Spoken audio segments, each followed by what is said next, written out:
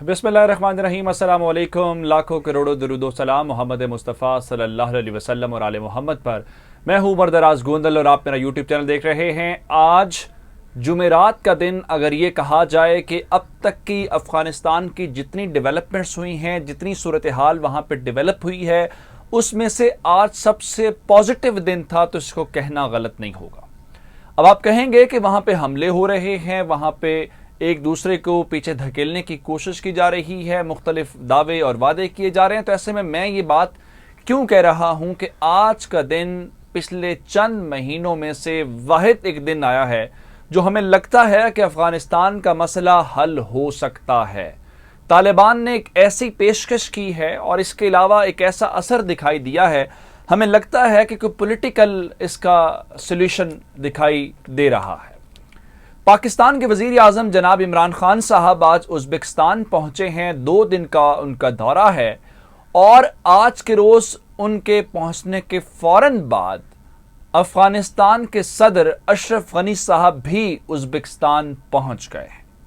उनका भी वालिहाना इस्तकबाल किया गया है। इसका मकसद या मतलब क्या समझ आता है कि एक ही दिन एक ही जगह के ऊपर इन रहनुमाओं का पहुंचना, पहले दोशंबे के अंदर वज़राए ख़ारजा का मिलना और अब ताशकंद के अंदर पाकिस्तान के वज़ीर आज़म और अफ़गानिस्तान के सदर का जाना, उसके अलावा परसों से अफ़गानिस्तान के वफ़द का पाकिस्तान आना और उससे पहले तालिबान की एक ऐसी पेशकश जिसने अफ़गानिस्तान का मजमूई तौर पे सिनेरियो बदल दिया है।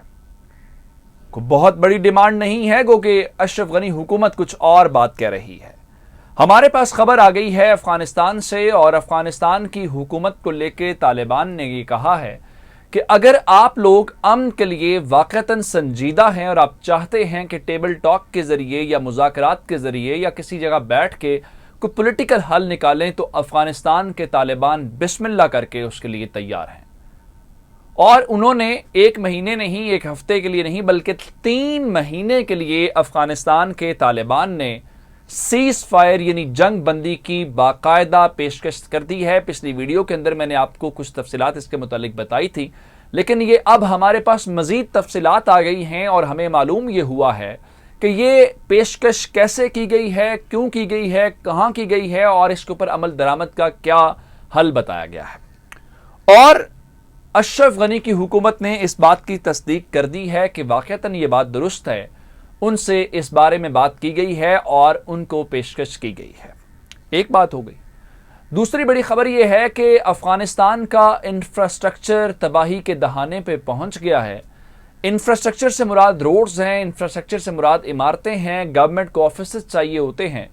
सूरत हाल ये है कि गवर्नमेंट के ऑफिसर्स के पास, गवर्नमेंट के एम्प्लॉयज़ के पास अब बैठने के लिए ऑफिस भी नहीं बचे और तालिबान ने उन इमारतों को तबाह कर दिया है। $1 मिलियन वर्थ की ये इमारतें तबाह की गई हैं। कहां कहां पे ये तबाही मची है और क्या इसकी वजह है, ये तमाम तफसीलात मैं आपकी खिदमत में पेश करूंगा। लेकिन उससे पहले आपसे गुजारिश ये है कि हमारा यूट्यूब चैनल सब्सक्राइब कर लीजिए, बेल आइकन के ऊपर क्लिक कर लीजिए ताकि हमारी आइंदा आने वाली वीडियोज़ बर वक्त आप तक पहुँचते रहें।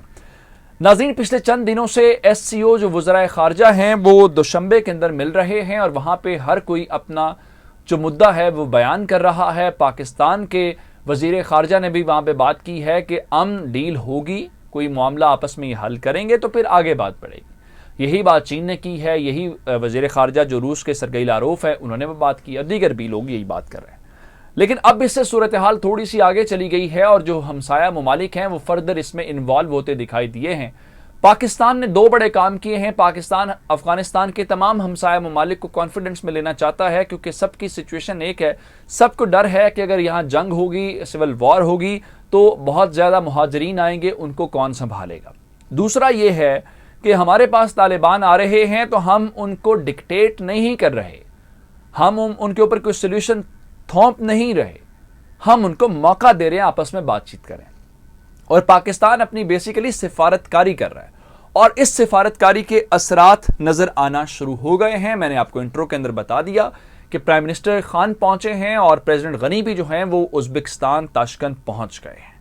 इस दौरान एक डेवलपमेंट जो हुई है वो अफ़गानिस्तान की जो नेगोशिएशंस की टीम है अफ़गानिस्तान की गवर्नमेंट की, उसके एक रुकन ने جن کا نام احمد نادر ہے، انہوں نے ایک ایسا انکشاف کیا ہے جس سے ہمیں لگتا ہے کہ معاملہ تھوڑا سنجیدہ ہو گیا ہے اور افغانستان کے طالبان نے اب ایک اچھی پیشکش کی ہے افغانستان کی گورنمنٹ کو۔ بال افغانستان کی گورنمنٹ کے کورٹ میں چلی گئی ہے اور اب انہوں نے کچھ کرنا ہے۔ میں تھوڑا سا آپ کو فروری 2020 کے اندر لے کے جانا چاہتا ہوں۔ آپ کو یاد ہوگا کہ 29 فروری کو ایک معاہدہ ہوا تھا ملا عبد الغنی برادر صاحب اور زلمے خلیل زاد کے درمیان۔ وہ معاہدہ امریکہ اور طالبان کے درمیان تھا۔ اس معاہدے کے اندر جو پہلی شق تھی، ایک یہ تھی کہ جو امریکہ اور طالبان کے پرزنرز ہیں ان کا تبادلہ ہوگا۔ دوسری بات یہ بتائی گئی تھی کہ جناب اس کے علاوہ جو افغانستان کی گورنمنٹ کی کسٹڈی میں طالبان ہیں ان کی رہائی بھی ہوگی۔ اور اس معاہدے کے تحت افغانستان کی گورنمنٹ نے چلیے مرحلوں کے اندر تھوڑا روک ٹوک کے کوئی 5000 افغان قیدی طالبان کے جن میں کچھ ہائی پروفائل لوگ تھے ان کو رہا کیا۔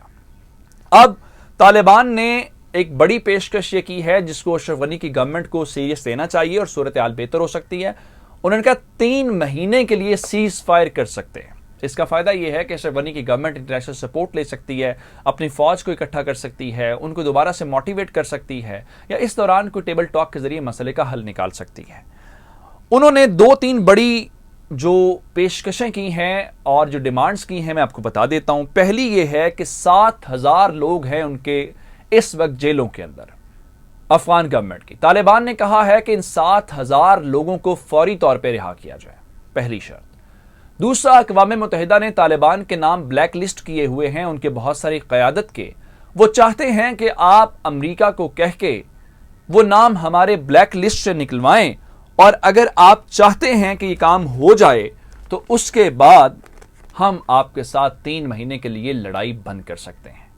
اور افغان حکومت نے مان لی ہے یہ بات کہ بالکل ایسا ہی ہے، پیشکش کی گئی ہے۔ احمد نادر صاحب نے یہ بتا دیا ہے کہ واقعتاً یہ ہوا ہے، لیکن اس وقت گورنمنٹ نے آفیشلی اس کے اوپر کامنٹ نہیں کیا کہ وہ IS آفر کو قبول کرنے جا رہے ہیں کہ نہیں کرنے جا رہے، لیکن احمد نادر صاحب کے مطابق یہ بہت بڑی ڈیمانڈ ہے اور اس کو پورا کرنا اتنا آسان نہیں ہے۔ اس سے آپ کو اندازہ لگے گا پھر سرگئی لاروف صاحب نے دوشنبے کے اندر افغان گورنمنٹ کو منافق کیوں کہا ہے۔ اب آ جاتے ہیں اگلی بات کے اوپر۔ افغانستان کی گورنمنٹ کو سیریس کرائسس ہے، انفراسٹرکچر ان کا تباہ ہو رہا ہے۔ سلما ڈیم کے متعلق میں نے آپ کو بتا دیا، پچھلی ویڈیو کے اندر میں نے آپ کو IT سیکٹر کے متعلق بھی بتا دیا۔ اب طالبان کنٹینیوسلی انفراسٹرکچر کو، بلڈنگز کو تباہ کر رہے ہیں، اور سچویشن یہ ہے کہ افغان گورنمنٹ کے اگر آفیسز یا ان کے امپلائیز بیٹھنا چاہیں تو ان کے پاس ایسی اب جگہ بھی خالی ہوتی جا رہی ہیں۔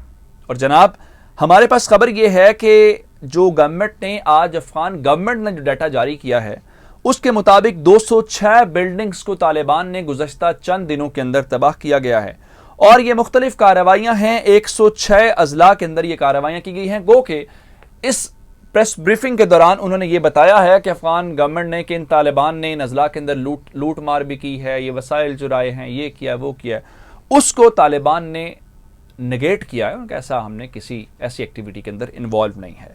اچھا، یہ جو 206 بلڈنگز تباہ کی گئی ہیں ان کی مالیت جو ہے $500 ملین کے برابر ہے، اور افغان گورنمنٹ کا ماننا یہ ہے کہ مختلف جو ڈیولپمنٹ کی سکیمز تھیں ان کے حوالے سے بھی طالبان نے اس کو نہ صرف تباہ کیا ہے بلکہ اس کو روک دیا ہے، جس کا مطلب ہے کہ افغانستان اب کئی دہائیاں پیچھے چلا گیا ہے۔ لیکن امپورٹنٹ خبر جنگ بندی کی ہے، دیکھنا یہ ہے کہ افغان گورنمنٹ یہ مانتی ہے کہ نہیں مانتی، لیکن مان لے تو یہ ان کے حق میں ہے۔ مجھے عمر دراز گوندل کو فیس بک، ٹویٹر، انسٹاگرام کو فالو کر سکتے ہیں، میرا YouTube چینل سبسکرائب کیجیے گا۔ آپ کی سماعتوں کا بہت شکریہ، خدا حافظ۔